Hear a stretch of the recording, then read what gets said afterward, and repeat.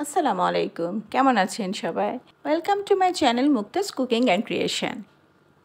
পবিত্র ঈদ উল ফিতরের শুভেচ্ছা জানিয়ে শুরু করছি আমার আজকের ভিডিও। ঈদ মানেই আনন্দ, ঈদ মানেই খুশি, আর ঈদ মানেই মিষ্টি খাবারের সমাহার। আমি ঈদে অনেকগুলো ডেজার্ট আইটেমের মধ্যে নবাবী সেমাইটাও রেখেছি। তো এই নবাবী সেমাই রেসিপিটা আজকে আপনাদের সাথে শেয়ার করলাম। তো আমি এখানে নিয়ে নিয়েছি 400 গ্রাম লাচ্ছা সেমাই। সেমাইয়ের মধ্যে একটু কালার আনার জন্য সামান্য পরিমাণ জর্দার রং দিয়ে সেমাইগুলোকে খুব ভালো করে মিশিয়ে নেব। আর এখানে নিয়ে নিয়েছি আমি কিশমিশ, কাজু বাদাম আর কাঠবাদাম। বাদামগুলোকে কেটে রেখেছি। এখন চুলায় একটা কড়াই বসিয়ে দিলাম আর দিয়ে দিলাম 2 টেবিল চামচ ঘি। ঘিটা গরম হলে এই ঘিয়ের মধ্যে আমি প্রথমে বাদাম আর কিশমিশগুলোকে ভেজে রাখবো।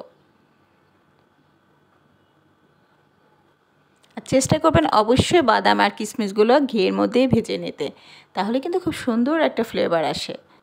যারা আজকে আমার ভিডিও নতুন দেখছেন তারা অবশ্যই আমার চ্যানেলটি সাবস্ক্রাইব করে দেবেন, তাহলেই তো আমার পরবর্তী নতুন ভিডিও নোটিফিকেশন আপনার কাছে পৌঁছে যাবে। আর আপনাদের সাপোর্ট পেলে ইনশাআল্লাহ সামনে আরও অনেক সুন্দর সুন্দর ভিডিও বানানোর উৎসাহ পাবো। তো আপনাদের সাপোর্টের অনেক বেশি প্রয়োজন।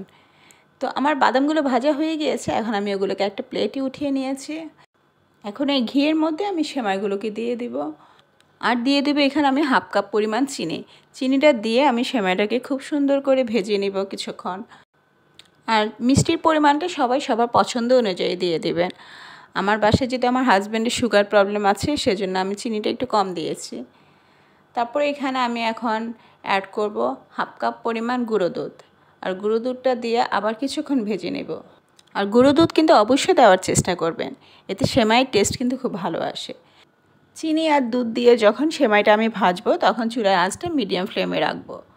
সেমাইটা আমার খুব সুন্দর ভাজা হয়ে গিয়েছে, একদম ক্রিস্পি হয়েছে। এখন সেমাইটা আমি উঠিয়ে রাখবো। আর এখন আমি দুধটা জাল করে নেব। এখানে যে লিকুইড দুধটা আমি ব্যবহার করছি, এটা কিন্তু আগে থেকে জাল করে নেওয়া। তো এখানে আমি 1 লিটার দুধ নিয়েছি, আর দুধটাকে জাল করে আমি 700 গ্রামের মতো করে নিয়েছি, আর দুধটাকে ঠান্ডা করে নিয়েছি। তারপরে ঠান্ডা দুধের মধ্যে আমি হাফ কাপ কাস্টার্ড পাউডার দিয়েছি, আর 2 টেবিল চামচ গুঁড়ো দুধ দিয়েছি। দিয়ে একটা হ্যান্ড হুইস্কের মাধ্যমে খুব সুন্দর করে আগে মিশিয়ে নেব। তারপরে আমি চুলার জালটা অন করব, কারণ গরম দুধের মধ্যে কাস্টার্ড পাউডার দিলে কিন্তু সাথে সাথে ওটা দলা পেকে যাবে, সেজন্য এটা আগে ঠান্ডা দুধের সাথে মিশিয়ে নিতে হবে। আর আমি এখানে কিছু দুধ রেখে দিয়েছিলাম, পরে বাকি দুধটাও আমি এখানে ঢেলে দিয়েছি। তো দুধটা কিছুক্ষণ জাল করার পর আমি এখানে এখন দিয়ে দিব 1 কোটা কনডেন্স মিল্ক। কনডেন্স মিল্কটা দিয়ে আমি আবার খুব ভালো করে এটাকে মিশিয়ে নেব। তারপর এখানে আমি আবার সামান্য পরিমাণে লবণ ব্যবহার করব। আর এই যে দুধটা কিন্তু অনবরত নাড়তে থাকতে হবে, যেহেতু এখানে আমার কাস্টার্ড পাউডার দেওয়া আছে, এটা নাড়া বন্ধ করলেই কিন্তু জমে যাবে। আর এই যে ক্রিমটা তৈরি করছি, এটাতে কিন্তু আমি কোনো চিনি ব্যবহার করব না, যেহেতু কনডেন্স মিল্ক দিয়েছি, এতে অনেক বেশি মিষ্টি হয়ে যাবে।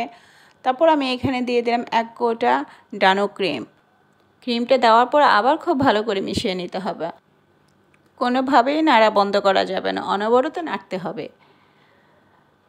এখন একটা চামচ দিয়ে আমি চেক করে নিব এটার ঘনত্বটা কেমন হয়েছে। এখন একটু লিকুইড আছে, আমি আরেকটু ভারী করব। আর এই ক্রিমটাকে বেশি পাতলাও করা যাবে না, আবার বেশি ভারীও করা যাবে না। পাতলা রাখলে এটা ছড়িয়ে যাবে, আর ভারী করলে একদম হার্ড হয়ে যাবে। ক্রিমটা তৈরি করতে হবে পাতলা আর ঘনর মাঝামাঝি, এই জন্য খুব মনোযোগের সাথে ক্রিমটা তৈরি করতে হবে। তো আমার ক্রিম প্রায় রেডি হয়ে গিয়েছে। এই যে দেখেন, আমি এরকম ঘনত্ব রেখে ক্রিমটা নামিয়ে নেব। আর এই ক্রিমটা গরম থাকা অবস্থায় কিন্তু ব্যবহার করতে হবে। এখন একটা সার্ভিং ডিশে আমি সেমাইটা সার্ভ করে নিচ্ছি। তো প্রথমে আমি লাচ্ছা সেমাইয়ের একটা লেয়ার দিয়ে দিব, সুন্দর করে সেমাইগুলোকে বিছিয়ে দিব। তারপর আমি এখানে বেশ অনেকখানি ক্রিম ঢেলে দিব। আর কেউ চাইলে এটা 2 লেয়ারেও করতে পারেন, আমি এখানে 1 লেয়ারে করেছি, আমি বাকিটা অন্য আরেকটা ডিশে করে নেব। তো এখানে আমার ক্রিমটা সেট হয়ে গেছে, এখন আমি আরেক লেয়ার সেমাই দিয়ে দিচ্ছি উপরে।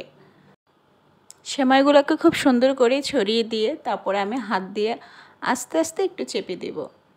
তারপরে এখন আমি এখানে যে ভেজে রেখেছি যে বাদাম আর কিশমিশগুলো, সেগুলো দিয়ে একটু সাজিয়ে নিচ্ছি। আর রেডি হয়ে গেল আমার নবাবী সেমাই। আর আমার বাচ্চারা এই নবাবী সেমাইটা ভীষণ পছন্দ করে। দুধে ভিজানো সেমাইটা ওরা খুব বেশি একটা খেতে চায় না, কিন্তু এইভাবে বানিয়ে দিলে ওরা কিছুক্ষণের মধ্যেই শেষ করে ফেলে। আর ঈদের ডেজার্ট আইটেমের মধ্যে আমার নবাবী সেমাই তো অবশ্যই থাকবে। আশা করি আমার রেসিপিটা আপনাদের ভালো লেগেছে, আর রেসিপি ফলো করে আপনারাও ঈদে বানিয়ে ফেলুন এরকম মজাদার নবাবী সেমাই।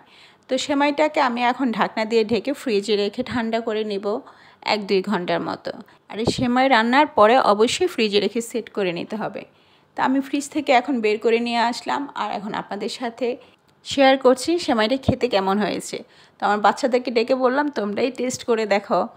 তো ওরা তো খেয়ে বলল মাশাআল্লাহ, খেতে অসাধারণ হয়েছে। তো আপনারাও যদি এরকম মজাদার সেমাই খেতে চান তাহলে ঝটপট করে বানিয়ে ফেলুন। আর আমার ভিডিও ভালো লাগলে ভিডিওতে একটা লাইক শেয়ার দিয়ে দেবেন আর আমাকে সাপোর্ট করে যাবেন। এই ঈদ আমাদের সবার জন্য বয়ে আনুক অনেক অনেক আনন্দ আর অনেক অনেক খুশি। এই শুভকামনায় আজকের মতো বিদায়। আল্লাহ হাফেজ।